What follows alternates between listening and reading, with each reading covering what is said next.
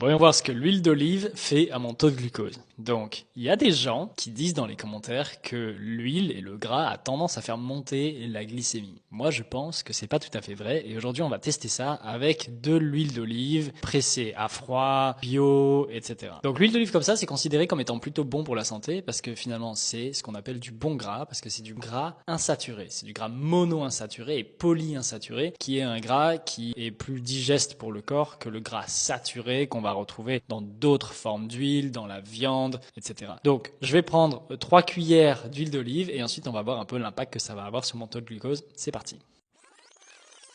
Voilà, ça fait maintenant 2 heures que j'ai bu mes 3 cuillères d'huile d'olive et on va regarder sur le glucomètre, voir un peu l'impact que ça a eu sur mon taux de glucose. Et au passage, je précise que j'ai utilisé des olives dans les images précédentes pour montrer un peu l'huile d'olive, mais c'était juste parce que je trouvais ça joli. Je ne les ai pas mangées, les olives. J'ai vraiment bu uniquement 3 cuillères d'huile d'olive. Donc, souvenez-vous, vous pouvez prendre votre test métabolique si vous ne l'avez pas encore pris et c'est intéressant. Merci pour tous les retours positifs d'ailleurs des gens qui ont pris ce test-là. Pour l'huile d'olive, on voit que ça a zéro impact. C'est vraiment une ligne plate, voire même d'ailleurs que ça réduit un petit peu ma glycémie ici. Donc c'est pas certain que ce soit vraiment l'huile d'olive qui ait eu cet impact de réduction, c'est pas impossible, mais en tous les cas, c'est sûr qu'on voit que ça a pas du tout fait monter ma glycémie. On pouvait s'y attendre. Dites-moi ce que vous voulez que je teste la prochaine fois. À bientôt.